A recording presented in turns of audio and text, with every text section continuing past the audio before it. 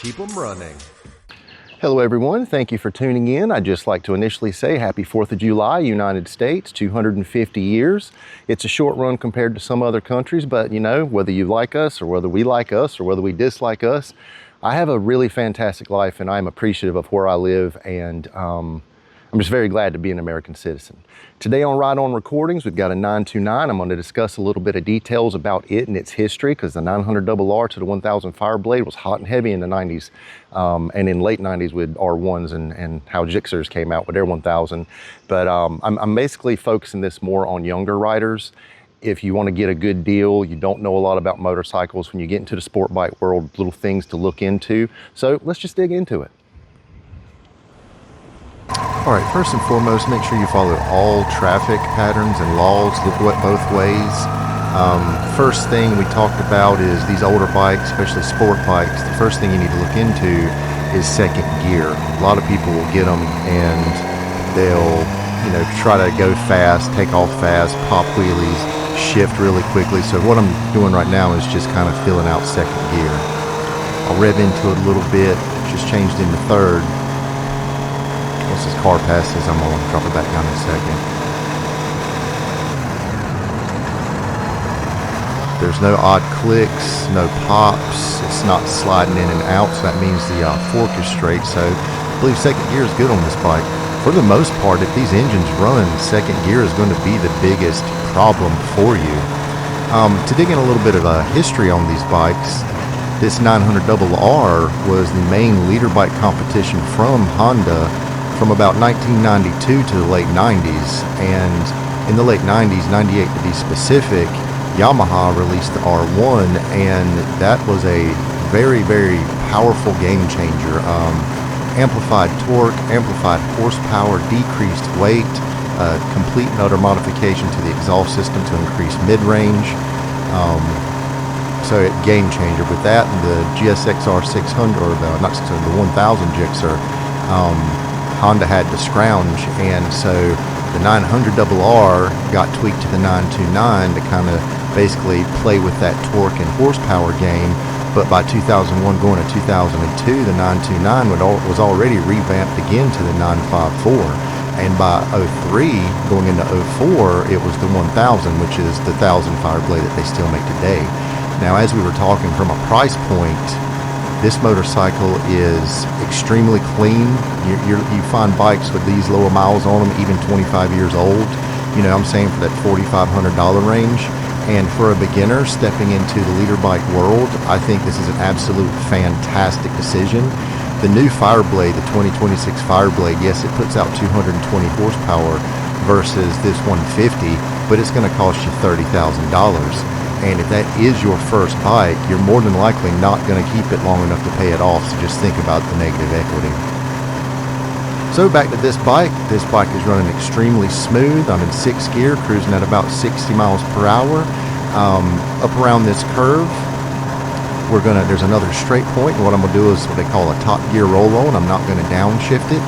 I don't have a way to record how fast it goes from, say, 60 to roughly 80, 90 miles an hour, but we're going to give it a shot and see. Let me make it through this little bit of a bump. So we're running about 60. Man, this thing launches, not even dropping gears. So, I don't know how fast in time that was, but I went from 60 to 90 miles an hour that fast. Pretty amazing. Honda makes some absolutely fantastic motorcycles. But back to what I was speaking of earlier, if you've never had a leader bike, I would suggest starting out with something a little bit smaller.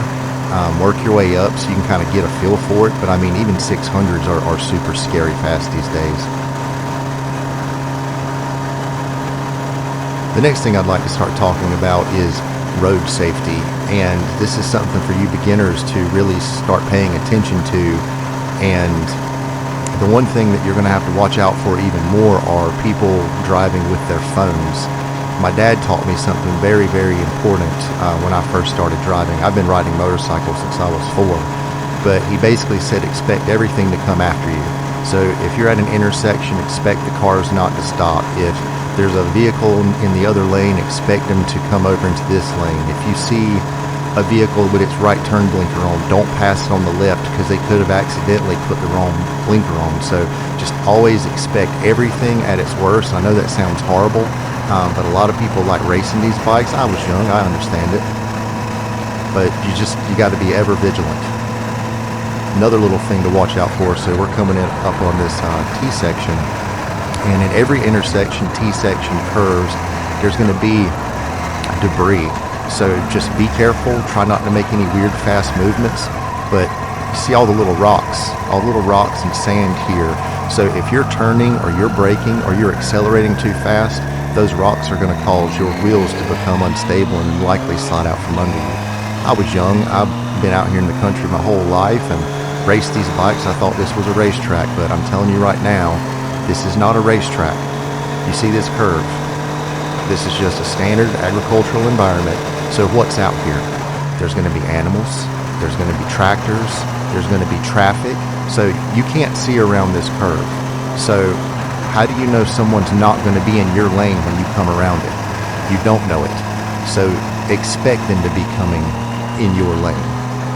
Another thing that's really dangerous is pay attention to the roadways that are intersection, the driveways. So a lot of dirt roads, a lot of rock roads. You'll notice this is a gravel road coming up and there are rocks out in the middle of the road. Well, don't freak out. Don't slam on brakes. Don't give it extra gas. Don't try to turn.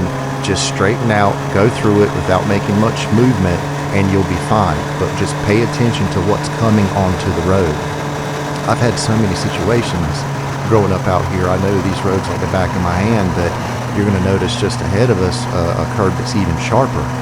One night I was driving very fast when I was young on a bike that could have very easily killed me.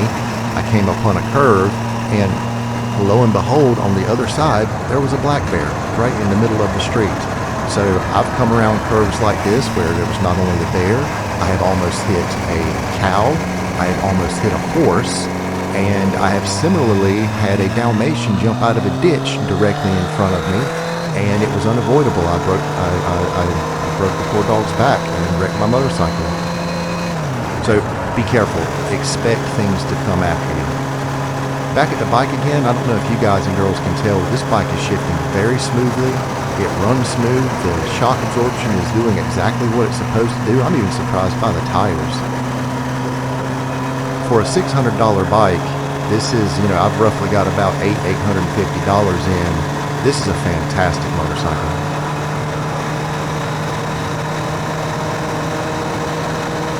So far as shop atop the hill, this is going to be a ride-on recording segment. In the aspects of keep them running, people that are shop people that enjoy riding motorcycles, rebuilding trucks and fixing things, figuring them out. What a lot of people that don't do those things don't understand is that's what keeps us running. We keep these machines running. In exchange, they share their value and their mysteries with us, and that's what keeps our minds going. And I'm so happy and proud to, I grew up and the shop at my dad's house was the cool place to be on a Saturday. And I'm telling you, the anticipation, just waking up knowing that the bike guys were out there doing their thing, because, it was the early 80s, early mid 80s, so what they rode was, CB750s, Z1R Kawasaki's. They drove the sports bikes of their time and modified them and raced them. And to be able to wake up and go out there and hang out with all those guys was just super awesome. I grew up with my heroes. And back to the keep them running, I'm almost 50 years old. That's why I don't know if you guys have noticed, I haven't done anything stupid with this bike. And I'm not going to do anything stupid with this bike. But I'm almost 50, grew up going to my dad's shop, and guess where I'm still going to keep these things running? I'm still going to my dad's shop. How lucky am I to still have my dad at almost 50 years old, and we're both still hanging in the shop, keeping them running. It's amazing. So again, got a couple curves coming up. You see that tractor? That's the same tractor that could come out of a field on the very other side of this curve with clogs of dirt and bits of weed hanging from it that you could steer into. And if you're going too fast around these curves, you could lose the motorcycle. So just be vigilant, be safe, Another thing, wear your helmet. I don't care if you're in a state that doesn't require it, wear a helmet. It's the smart thing to do. So here's a prime example. Got an intersection coming up. I cannot see what's on the left-hand side of this intersection. Between the house, the tree, there's a bush. I can see a little bit now, but I don't know what's coming, so I don't trust what's coming. Now that I know there's nothing there, I'll go on about my business.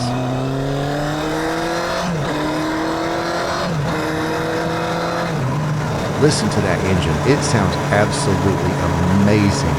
So neat that I got to find basically a Sleeping Beauty and kiss its life back into it. So awesome. You saw that sand, right? Sand is one of your worst enemies, especially the little black bits of sandy material that comes up from the asphalt in intersections and curbs because you can't see it. So again, you're in a small development of houses in a rural environment. You don't know when somebody's going to come out of a driveway. So if you want to race, go to a racetrack. I know, I was a kid, older people told me the same thing, I didn't listen. Well, here I am. I'm old, talking to the younger people that could, if they're wise, save money. Just like we discussed in another video, don't go out and get a mortgage on a truck. You can find motorcycles that are in good shape for less than $5,000. Learn on them, and then if you decide to move up however you choose. Save some money, be smart. Yep, coming up on our last intersection for the ride. It's not overheated, everything's running perfectly fine. Again, I have no intention of popping wheelies anymore or breaking traction. I will have fun with it, but this bike, as long as I own it, will probably never see more than about 6,500, 7,000 RPM. I just have no desire. So again, because I couldn't see what's going on, let's just make sure we come to a full stop, look both ways, be safe. And this was a fun ride. I'm glad you guys and girls decided to tune in. As always, I hope everything's going as well as as best it can for you. Happy 4th of July. I'm super happy to be American, and just keep them running.